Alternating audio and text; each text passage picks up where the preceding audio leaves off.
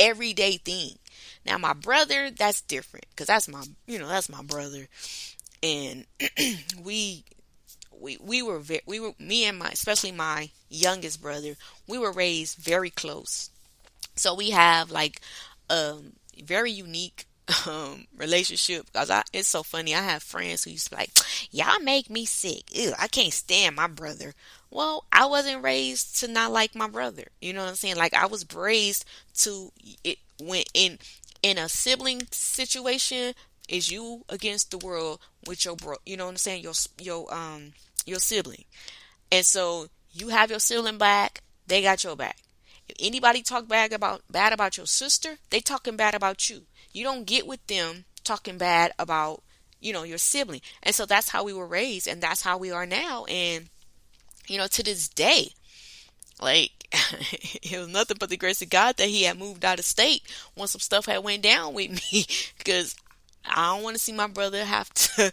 I don't want to be having to, pick up no phone on the other side of a glass talking to my brother, kind of thing, because that's just how we are about each other. And with him, he dealt with some situations and some relationships, and thank God he had moved to another part because it just was not good. I did not have love at that time for the other person who had did what they did to my brother, because that's my brother, right?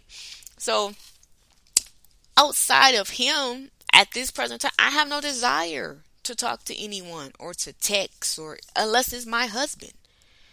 And even through this pandemic, people have tried to come through and quote unquote business opportunities. And I'm like, I'm good. I'm nice because they may be friends of a family member or they may be friends of a friend or something like that. But after too long, which this is kind of tying into all the the stuff with the tabloid stuff that's out there now, you gotta just be wise and just shut it down. Like you just gotta be blunt and just let it go because some people don't get hints, and depending on who they dealt with before you, they're not used to being shut down. So you just may have to be that example for them, and maybe that's what they need.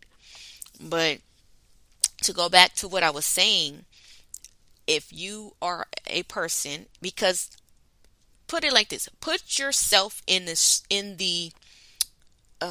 shoes of your spouse. Remember, I always like to flip it, okay? Sorry, y'all. Put yourself in the shoes of your spouse. How would you feel if okay, gentlemen, if you have a girl best friend before you meet your boo thing, right? How would you feel if it was the opposite? You didn't have any female friends like that, but you met your boo thing and she had a guy best friend. And they did everything together. She called him for everything. They talked about everything, sporting events and stuff, parties, things, holidays. They used to spend time at each other's house together, whatever. They said was never romantic, which it can happen. There are platonic relationships with male and female. I know people don't believe it, but that's because that's your reality. If you done slept with every man you done met, then you don't believe a woman can meet a man and not sleep with him. I get that. If you done, tried to get in with every female then you don't see another man as not trying to do that. I get it. That's your world. That's what you believe. But there are people like me who come from a world where you have been friends with somebody and ain't never done nothing with them. And it just is what it is. You can't say another person's lying or another person is doing this or saying that. But what I say is, why? What is your reason behind it? Okay? You have your mate there. Why are you building a bond with someone you want to say you want to spend the rest of your life with, and you still want to hold on to something that should have been concluded um, before you said I do. And then you're going to wonder why you're going to have problems in your relationship. I've always been taught three is a crowd, just so that you know, okay? So be forewarned that, unless maybe you guys have a mutual understanding, then if you do, oh, do your thing. If she got male friends and you don't have no problems because you got women friends and you want to keep it like that, go right ahead. But it's a conversation that the two people are going to have, and you're going to have to come up with some middle ground in order for it not to become an issue in the relationship later on. Okay? So I go back to what I was saying. Men, you need to listen, right? But most men don't want their female with no outside men. Now, I don't understand that double standard when you don't want her with a male friend outside of you, but you got female friends outside of her. That's where it's confusing to me. Okay? And that's why when I go into these marriage groups and these women be going at it, and I'm like, and whenever they ask a question, do you think it's okay if a woman da da da da da da da? And I'll say, is it okay if the man da da da da da? And that shuts it down. Like, what's the problem? If she can do it, then he can do it. If he can't do it, then she can't do it. If she can't do it, then he can't. You know what I'm saying? Like, why does it have to be this big thing? But what if and what, okay, then use them saying what ifs the opposite.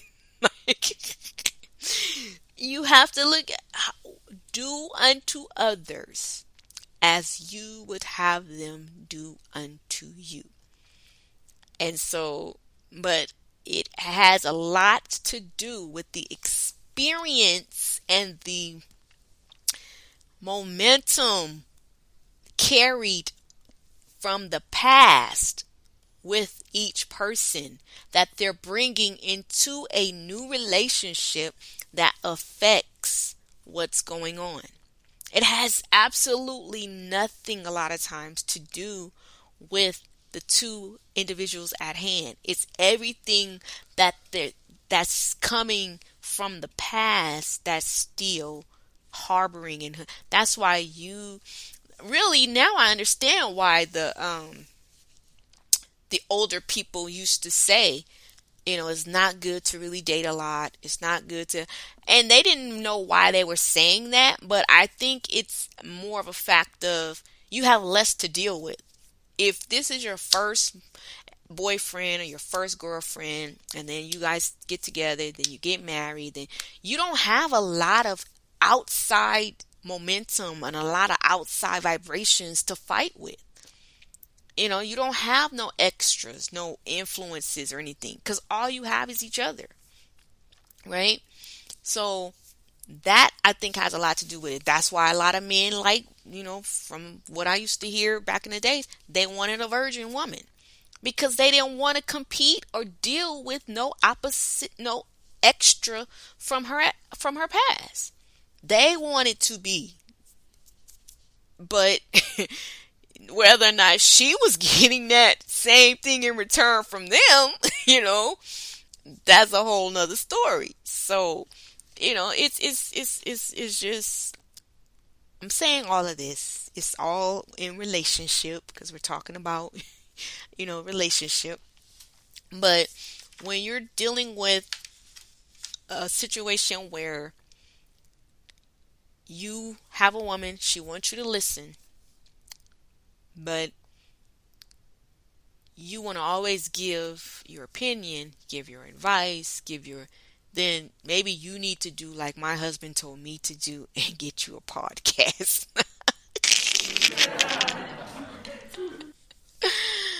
Oh my gosh. Because when you're in a relationship, sometimes they just want you to listen. And I even myself, I had to learn that with my husband. And, he now he's real good at it. Um, I think when people are dating, sometimes it's easier because you're trying to put your best foot forward. And so when you then become married, you think you have a right, of passage to a lot of stuff. So you kind of overstep some things that you used to do or wouldn't have done when you were dating because you didn't want to, disrupt the flow of things, because you hadn't met your goal, which was to get that ring or to, get her to say yes, kind of thing. So you were on pins and needles, P's and Q's, dotting your I's and crossing every T. But once that wedding day, they throw that rice and them birds and them butterflies go, you know, then that's all you wrote. That's when you see the real of the person. That's when you see who they really are and what they are, and was it all just a hoax, and was it all just to catch me or to trap me, or was there something on the end of all that? Then the reality of life starts to unfold, which takes us to another one we gonna get on one day: shacking. Y'all know what shacking is, right? That's church word, but living with someone before you say I do. Yes or no? Is it right? Is it wrong? Should or shouldn't it? That's a whole nother issue. But that has a lot to do with the surprise factor in a lot of relationships. Because you had one person in one household, the other person in the other household, and you didn't see or get the part of them but what they wanted to show you when you came together. So that's a whole nother podcast. We're going to get there one day. Because I think it's even in one of the books, series that I'm going to read. I think it's in the Are You a Deadbeat Mom series, if I'm not mistaken. But I know it's in one of them. But yeah, so that's a tip, gentlemen. Just listen. Sometimes she just got a lot, work, life, and she just want to just talk, just let it out, and she just needs you there just to listen. And if she say, babe, what do you think? Don't, now that's a dip. Now listen to what she asks. What do you think? That's not give me advice. That's not what should I do. That's what do you think? What is your take on what I'm saying? It's not coming up with a solution of it. And that's another thing. People ask us things, but then we hear what we want to hear and we respond the way we wanted to respond. You got to listen to what people are saying to you when they ask you certain things or when they say certain things. And that's another thing, communication. That's very big in relationships. It has a lot to do with how you were raised, whether you were, allowed to speak. How was your communication in your relationship with your mom? How was your relationship with your dad? It has a lot to do with all of that. Did you have siblings? Were you your only child? A lot of who we are today is not just based on our desires, but is based on our past and our upbringings, and what we were allowed to do, what we were allowed to say, how we were allowed to express ourselves, if we were allowed to express ourselves, So, yeah. So that's another tip we have there. So I'm going to stop there. Tomorrow tip will be tip 9. And it says, help her with the daily household chores. Ooh. She does not want to have to always ask you, so do not expect it. She wants you to offer to help.